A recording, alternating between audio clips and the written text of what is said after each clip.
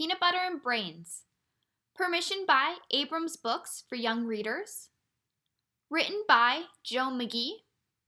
Illustrated by Charles Santoso. Reginald was not like the other zombies.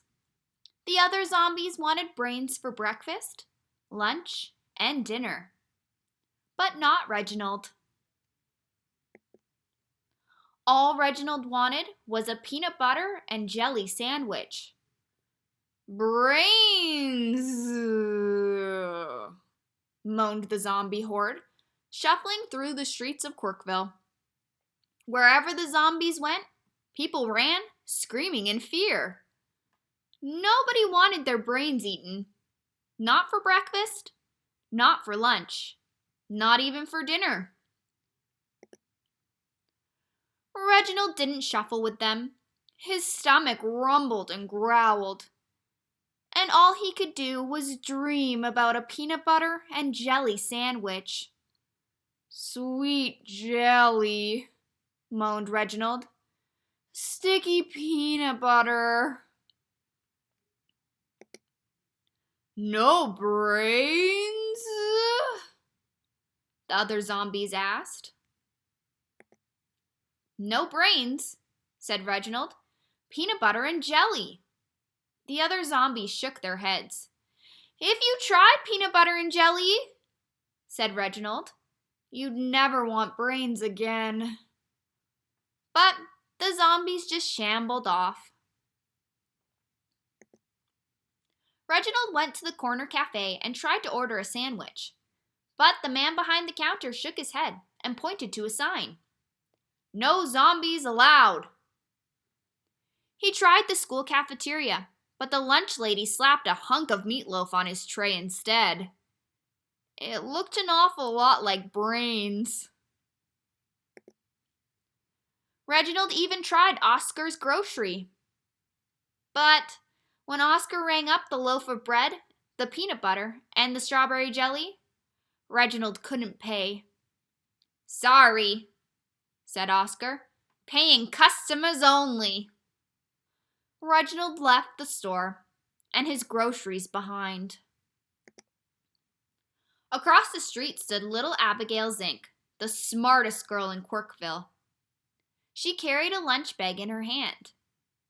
Reginald recognized the familiar jelly stain that was seeping through the paper bag.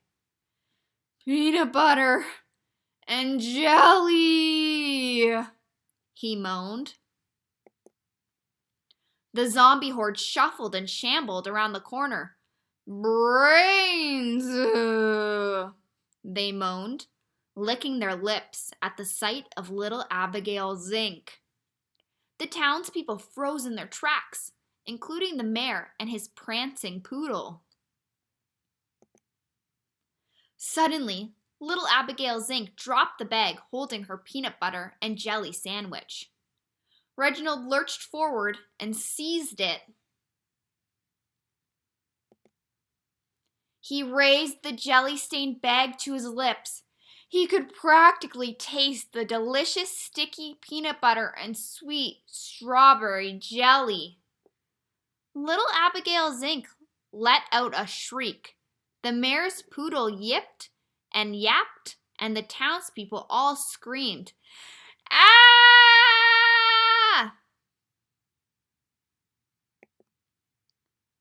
If the other zombies could just smell the peanut butter, Reginald thought.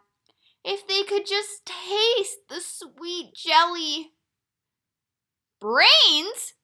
Cried Reginald, holding up the peanut butter and jelly sandwich.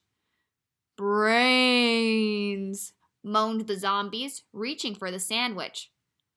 Reginald threw it into the crowd of drooling zombies.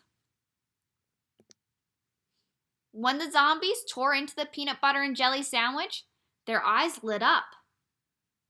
Not brains, they said, licking their lips.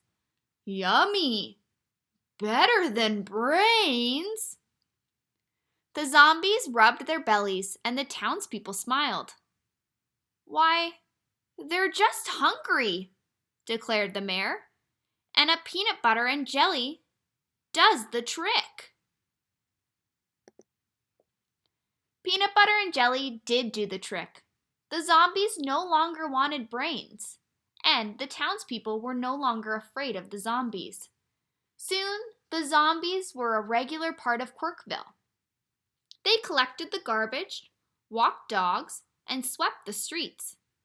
They were happy to help and even happier to be paid in peanut butter and jelly sandwiches. But Reginald still wasn't like the other zombies, because while they were enjoying their peanut butter and jelly sandwiches, Reginald had moved on to pizza.